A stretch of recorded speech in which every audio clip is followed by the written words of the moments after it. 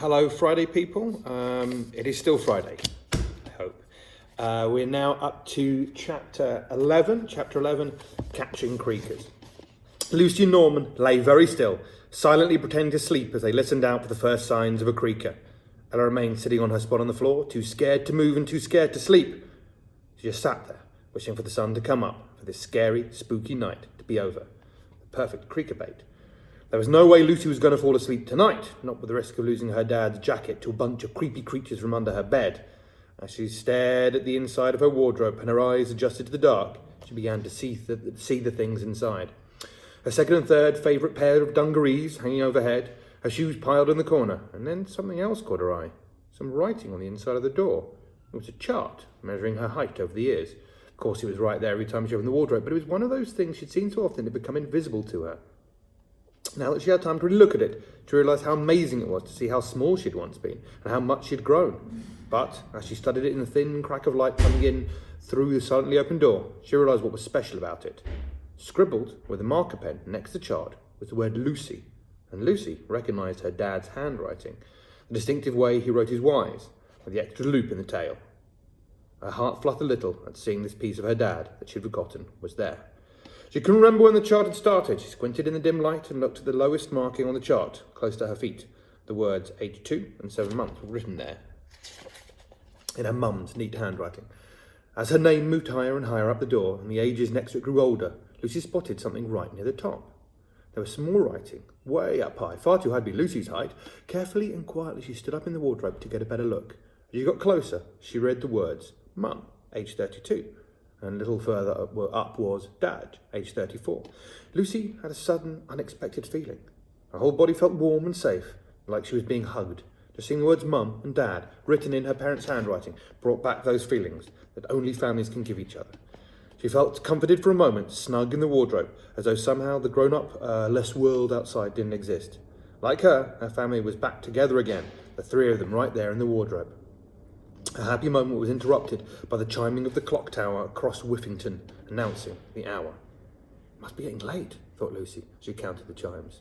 3 in the morning already? She thought, that went fast. And that's when she heard it.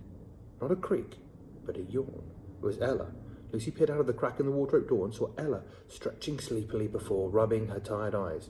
Obviously our scary creaker story wasn't scary enough to keep her awake all night, she thought. Then Lucy heard something else. Another yawn. This time, it was Norman. That useless boy, Lucy thought, watching him snuggle down comfortably in her bed and start snoozing on her pillow. But Lucy had the feeling that something wasn't quite right. She peeped out of her hiding place in the wardrobe again and saw the most astonishing thing. A faint cloud of golden dust was wafting across her room, settling over the eyes of Ella and Norman as it floated by. Lucy's heart stopped. Ella and Norman weren't falling asleep. They were being sent to sleep. She watched the dust settle in the corner of their eyes as they drifted deeper and deeper into hypnotic slumber. Then Lucy realised that Ella and Norman's sleepy eyes weren't the only ones they could see. They were there. 4 pairs of beady black eyeballs were lurking in the shadows beneath her bed, staring out. Lucy froze inside the wardrobe, but the eyes weren't looking at Lucy. They hadn't seen her yet. They were looking at Ella, wrapped up in the jacket, and at all the delicious rotten bits of rubbish scattered temptingly around the room. They be a good and dozing now, croaked a voice from the darkness. Dozy dust always be working a treat. Them kiddlings not be waking up for a long time this night, grunted another. Stupid girl brung a weedy little boy with her. Look, it's the tidy kiddling from across the walk. He won't be doing yelp. They all laughed. This is good, thought Lucy. The creakers thought that Ella, curled up in the fluorescent jacket, was her, just as she and Norman had planned. Come on, let's be getting the stinking coat, hissed another. With that, Lucy saw movement in the shadows. Her tummy was full of fluttery wobbles, her mouth dropped open in shock. Goosebumps pimpled down both arms, and the hairs on the back of her neck stood up as the 4 creakers crept out of the blackness. She caught sight of them the very first time. Their skin was as black as treacle and shimmered with sticky wetness like the repulsive flesh of a slug. They had veiny ears that looked like rotten cabbage leaves and long pointy claws which seemed to click across the floor like spiders' legs as they crept. Each of them dragged a rotten tail behind them which looked like a mouldy brown banana skin. One by one they stood up, revealing their full rottenness. Their heads were just high enough to poke over the side of Lucy's bed. Lucy squinted in the dimness. From From her hiding spot inside the cupboard, she could see them properly.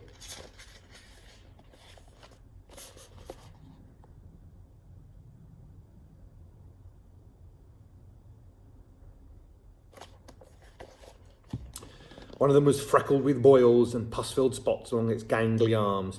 Another's sticky skin had dry, flaky patches peeling off, reminding Lucy of the time she'd got sunburnt on holiday. The chubbiest one had matted, waxy hair poking out of its oversized ears and a belly like a small round cannonball. The last one to emerge from the dark had a layer of spikes on its back like uncut fingernails poking out in every direction.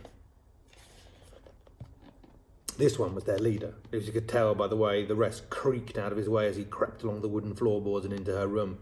The sight of them made Lucy gag. They were the most hideous things she'd ever seen, but their disgustingness was only just beginning. "Oh, looky this," the flabby round one said, holding up a rotten slice of pizza with fluffy green mould oozing from the crust. Norman had salvaged it from the rubbish truck earlier on, thinking it would be a great creaker bait. He was right, thought Lucy. Pulling her face, the creaker gave it a greedy sniff. "Puts it down, Gruff. We's here for one thing this night," hissed the leader. Gruff. Oh, Guff, sorry. Guff, what an awful name, Lucy thought. And Guff let out an awful gassy bottom burp from inside his little fat bum. And Lucy realised how he got his name. "Oh, but Grunt, look at all the treasures. The room be covered nice and rotten," said Guff, looking at the trail laid out across the floor. Grunt? That's an even worse name than Guff, thought Lucy. But Grunt, the one with the prickly nails on his back and a rotten scowl on his face, seemed to suit his name too. "Guff's right. We gotta take this stinkering stuff. Grunt, it'd be too good to waste," blurted the one with the horrid boils, interrupting the one with the flaky skin. "Oh, don't speak when I'm speaking, Sniff, you rotten twizzle." "Sorry, Scratch, sorry, I forget every time," Sniff said with a nervous chuckle. "Scratch, Sniff, be quiet," huffed Grunt. Grunt, Guff, Scratch, and Sniff. Lucy repeated their names to herself in her head. They were repulsive names for repulsive creatures. "Fine, you want the rubbish, we better be creaking swift and quickly," Grunt said. With those words, the four creakers began doing the grossest, most peculiar thing. They stretched out their sticky wet arms and legs and began rolling around the room. As they rolled over the oozing pizza slices, the empty cereal boxes, the old sandwich crusts, the single dirty shoe, the leftovers from dinner, and every disgusting bit of rubbish, Lucy saw it all start sticking to their slimy skin. When they finally stopped rolling and stood up, the floor was clean and the creakers were covered from sticky head to flaky toe. It was the strangest thing Lucy had ever witnessed. 4 odd little creatures coated in litter and rubbish.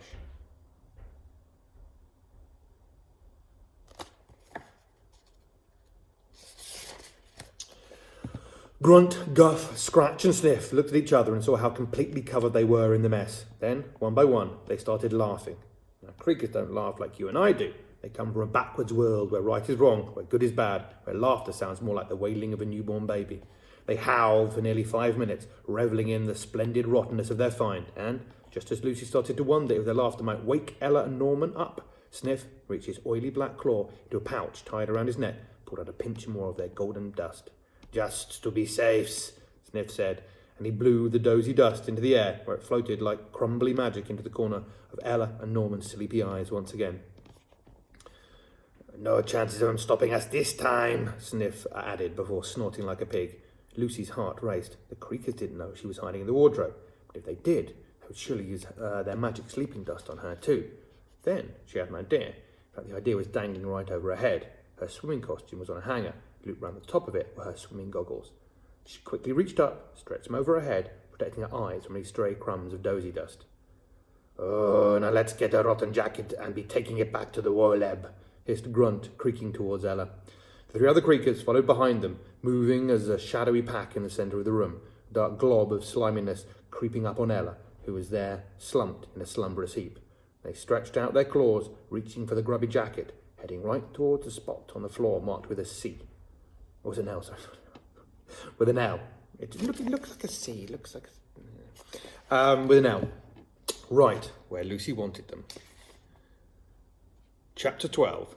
Grunt, Guff, Scratch and Sniff. That's a bit mean. That's a bit mean, leaving it on a cliffhanger right on a Friday. Tell you what. If I get a chance sometime I'll see if I can get another chapter up, because that's a bit mean to leave you till Monday or maybe that's good. Maybe that will. I don't know. Who knows? Right. Hope everyone's keeping safe and well, and we shall see you when we see you.